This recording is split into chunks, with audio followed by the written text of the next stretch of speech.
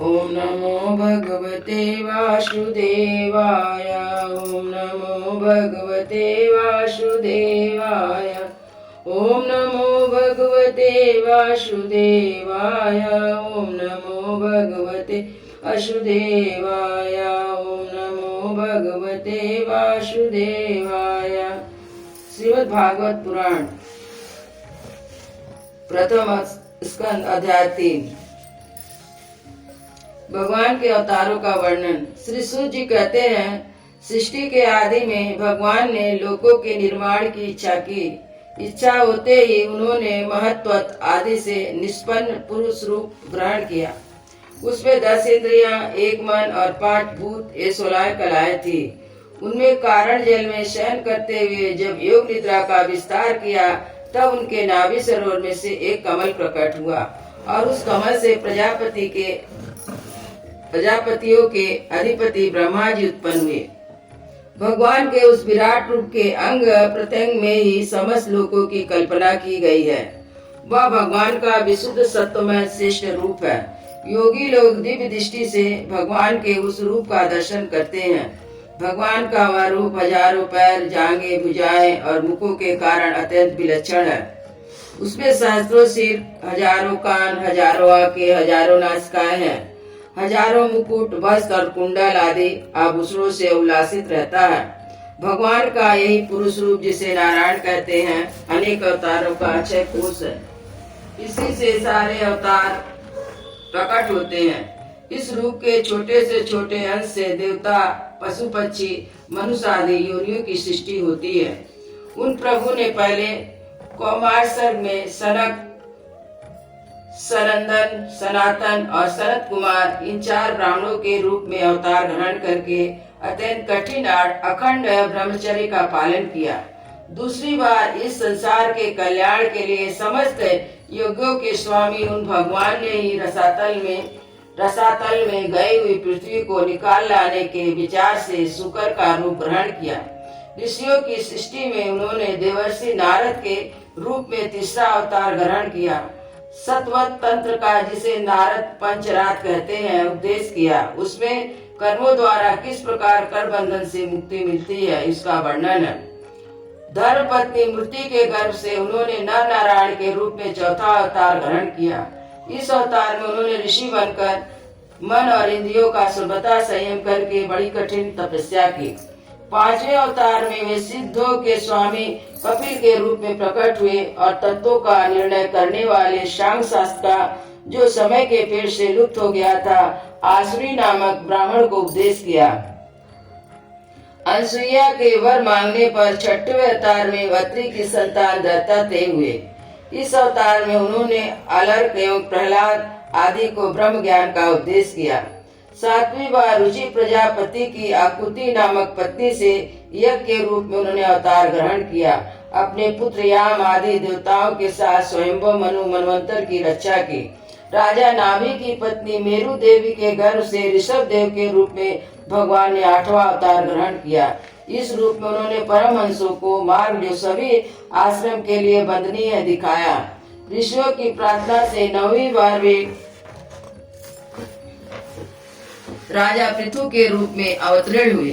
शनकादिक ऋषियों, इस अवतार में उन्होंने पृथ्वी से समस्त औषधि का दोहन किया था। इससे यह अवतार सबके लिए बड़ा कल्याणकारी हुआ। चक्षु मनवंतर के अंत में जब सारी त्रिलोकी समुद्र में डूब रही थी, तब उन्होंने मत्स्य के रूप में 10वां अवतार ग्रहण किया और पृथ्वी रूपी नौका पर बैठाकर अगले मनवंतर के अधिपति वैश्वत मनु की रक्षा की। जिस समय देवता और दैत्य समुद्र मंथन कर रहे थे, उस समय 11वां अवतार धारण करके कच्छप रूप से भगवान ने मंदराचल को अपनी पीठ पर धारण किया। 12वीं बार धन्वंतरी के रूप में अमृत कलश लेकर समुद्र में प्रकट हुए। 13वीं बार मोहिनी रूप धारण करके दैत्यों को मोहित करते हुए देवताओं को अमृत पिलाया। 14वें अवतार में उन्होंने नरसिंह रूप धारण किया और अत्यंत बलवान दैत्यराज हिरण्यकश्यप की छाती में उन्होंने नकों से अनायास इस प्रकार फाड़ डाली, जैसे चटाई बनाने वाला सीप को चीर डालता है। 15वीं बार वामन का रूप धारण करके भगवान दैत्यराज बलि के यज्ञ में गए। वे चाहते थे कि त्रिलोकी का राज, परंतु मांगी उन्होंने केवल 3 पग भूमि।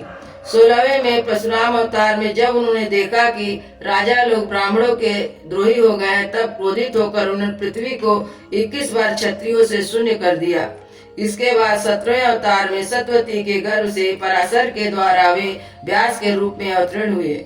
उस समय लोगों की समझ और धारणा शक्ति कम देखकर उन्होंने वेद रूपी वृक्ष की कई शाखाएं बना दी। 18वीं बार देवताओं का कार्य संपन्न करने की इच्छा से उन्होंने राजा के रूप में रामा अवतार ग्रहण किया। सेतु बंधन, रावण वध आदि वीरतापूर्ण बहुत सी लीलाएं की। 19वीं और 20वें अवतार में उन्होंने ध्वंस में बलराम और कृष्ण के रूप में प्रकट होकर पृथ्वी का भार उतारा। इसके बाद कलयुग आ जाने पर बिहार में मगध देश के देशी दैत्यों को मोहित करने के लिए अजन रूप में आपका बुद्धा अवतार होगा। इसके बहुत पीछे जब कलयुग का अंत समीप होगा और राजा लोग प्राय लुटेरे हो जाएंगे, तब जगत के रक्षक भगवान विष्णु यश नामक ब्राह्मण के घर आप कल्कि रूप में अवतीर्ण होंगे। शौनकादिक ऋषियों जैसे अगाध सरोवर से हजारों छोटे छोटे नाले निकलते हैं, वैसे इस सत्वनिधि भगवान श्री हरि के असंख्य अवतार हुआ करते हैं। ऋषि, मनुष्य, देवता, प्रजापति, मनुपुत्र, जितने भी महान शक्तिशाली, वे सब के सब भगवान के अंश हैं। वे सब अवतार तो भगवान के अंशावतार अथवा कला अवतार है, परंतु भगवान श्री कृष्ण तो स्वयं भगवान ही अवतारी ही है। जब लोग दैत्यों के अत्याचार से व्याकुल हो उठते हैं, तब युग युग में अनेक रूप धारण करके भगवान उनकी रक्षा करते हैं। भगवान के दिव्य जन्मों की यह कथा अत्यंत गोपनीय रहस्यमयी है। जो मनुष्य कार्यचित्र से नियम पूर्व सायं और प्रातः काल प्रेम से इसका पाठ करता है, वह सब दुखों से छूट जाता है।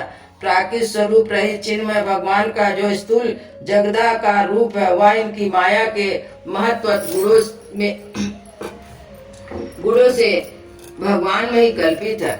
जैसे बादल वायु के आश्रय रहते हैं और दूसर पना धूल में होता है, परंतु अल्पबुद्धि मनुष्य बादलों का आकाश में और दूसरपन का वायु में आरोप करते हैं। वैसे ही अविवेकी पुरुष सबके साक्षी आत्मा में स्थूल दृश्य रूप जगत का आरोप करते हैं।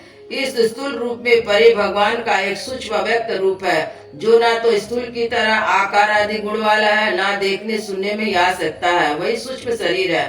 आत्मा का आरोप या प्रवेश होने से यही जीव कहलाता है और इसी का बार बार जन्म होता है। उपयुक्त सूक्ष्म स्थूल शरीर को अविद्या से ही आत्मा में आरोपित है।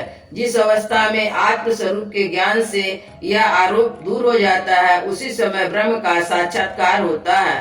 तत्वज्ञानी लोग जानते हैं कि जिस समय यह बुद्धि रूपा परमेश्वरी की माया निर्मित हो जाती है, उस समय जीव परमानंद में हो जाता है और अपनी स्वरूप महिमा में प्रतिष्ठित होता है। वास्तव में जिनके जन्म नहीं और कर्म भी नहीं, उन हृदयेश्वर भगवान के आप प्राकृतिक जन्म और कर्मों का तत्वज्ञानी लोग इस प्रकार वर्णन करते हैं, क्योंकि उनके जन्म और कर्म वेदों के अत्यंत गोपनीय रहस्य है। भगवान की लीला अमोघ है। वे लीला से संसार का सृजन, पालन और संहार करते हैं, किंतु इसमें आसक्त नहीं होते। प्राणियों के अंतकरण में छिपे रहकर ज्ञान इंद्रिय और मन के नियंता के रूप में उनके विषय को ग्रहण भी करते हैं, परंतु उनसे अलग रहते हैं। वे परम स्वतंत्र हैं। ये विषय कभी उन्हें लिप्त नहीं कर सकते। जैसे अनजान मनुष्य जादूगर अथवा नट के संकल्प और वचनों से की हुई करामत को नहीं समझ सकता, वैसे ही अपने संकल्प और वेदवाणी के द्वारा भगवान के प्रकट किए हुए इनके नाना नाम और रूपों को तथा उनकी लीलाओं को जीव बहुत सी तर्क युक्तियों द्वारा नहीं पहचान सकता। चक्रपाणी भगवान की शक्ति और पराक्रम अनंत है, इनकी कोई था नहीं पा सकता।